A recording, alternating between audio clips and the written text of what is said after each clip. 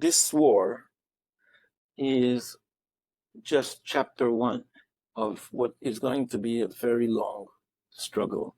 I compared it to 56, not to 48. In 1956, the Suez War came in the aftermath of what was known as the Czech arms deal, in which Egypt acquired Soviet equipment that completely changed the balance of power here. And Israel initiated a war along with Britain and France in order to weaken the Egyptian army. And ever since, the struggle has been over a noose that Egypt was trying to tie around us. And there were three more wars. The war of 1967, the war of attrition between 67 and 1970, and the Yom Kippur War, all of which were different acts in the same drama of Yom Kippur was 1973, and then these were all chapters in a drama of Israel fighting against the noose that radical Egypt was trying to tie around our neck. And that struggle ended only with a peace accord in 79. So it took 25 years. Now Iran is tying a noose around us, and this is just the prologue. This is the first act in what is going to be a series of war. The next one clearly is going to be with Hezbollah in Lebanon. Now the American administration is trying to isolate this war as part of the Israeli-Palestinian conflict. But this is the first Iranian-Israeli war. This is what it is.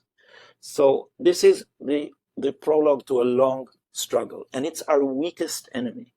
People who are now supporting ceasefire are basically trying to maneuver Israel are basically pushing Israel into a situation, even if they don't intend it, in which our blood will be left in the water. A tiny terror organization, the smallest of our enemies, is going to get away with a massacre in Israel, and retain power in the Gaza Strip. That's what a ceasefire means. It means defeat for Israel.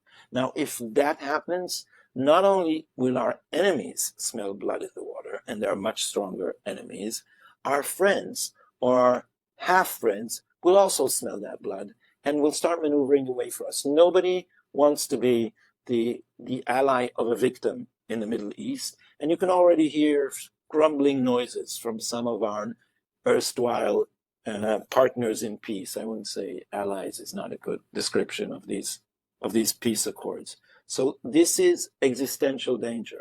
If Israel does not defeat Hamas clearly, and it should be clear to Hamas, and it should be clear to the Arab world, not just to Israelis. If it doesn't, so it's not enough to somehow engineer a picture of victory. We don't need a picture of victory. We need a victory that would be clear to everyone as such, or else our blood is in the water and the state of Israel is in mortal danger. Make no mistake, this is a struggle for survival. And now we are stuck in a situation where the soldiers clearly understand this, and the leadership of the army much less so, and the media, which is all influenced by America and is all infused with this progressive spirit, is not getting it at all. Israelis also don't understand the American policy in the Middle East, which is the appeasement of Iran. They buy the rhetoric instead of looking at what the administration actually does. But I don't think that our elites, some of which have bought into the construction the Americans are trying to create, in which this war will somehow end in the two-state solution, people who are buying into it are just living in la la land. They don't understand. And the media amplifies the wrong thing. So if you're sitting in America, you see, oh, the families of the hostages are demanding a deal that will end the war, and will return our hostages. These are political manipulators who are cynically using the pain of the families, and I have no I have nothing to say against people who are willing to do anything to return their loved ones from the torture of Hamas atrocities. But these cynics are using that in order to promote a ceasefire.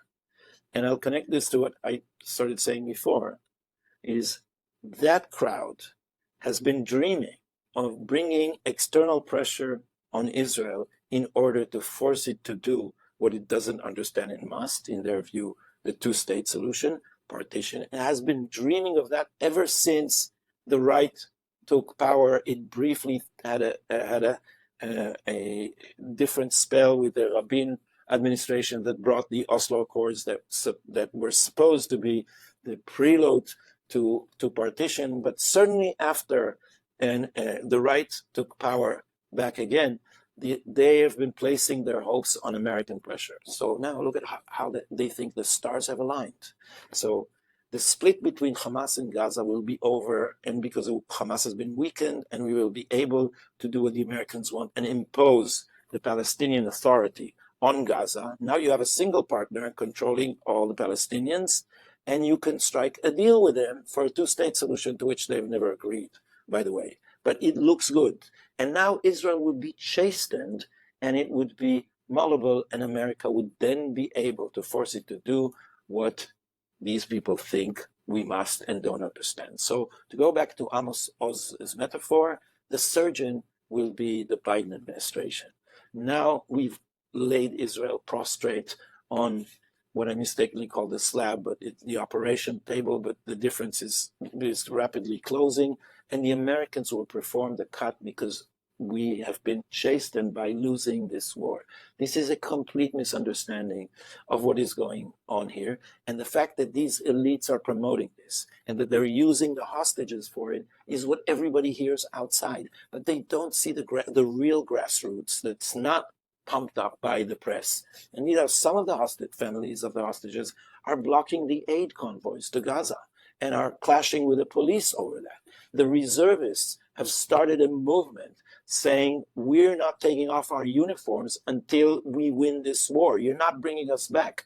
And they've already been chastised or reprimanded by IDF PR, who, by the way, did mind refuse nix when these fought against the reform back in, when they were fighting the right, it was fine.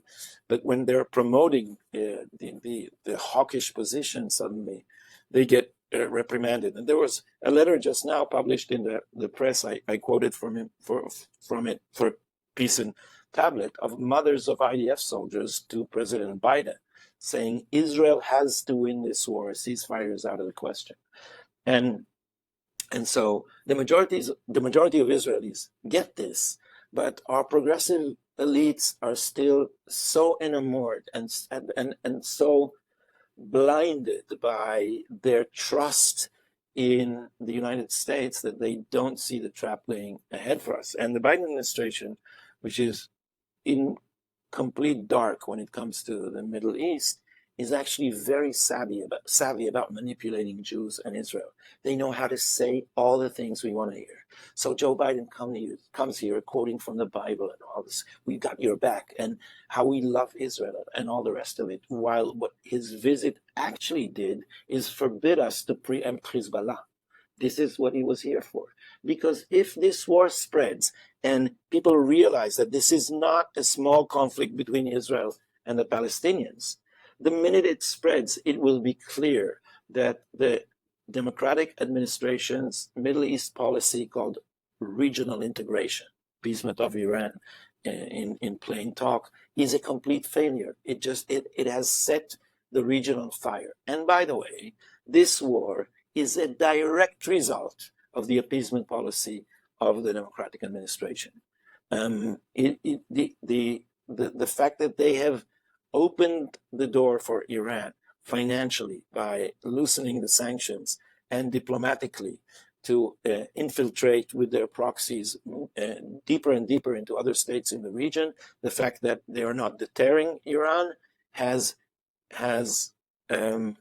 emboldened all our enemies and Hezbollah and Hamas among them.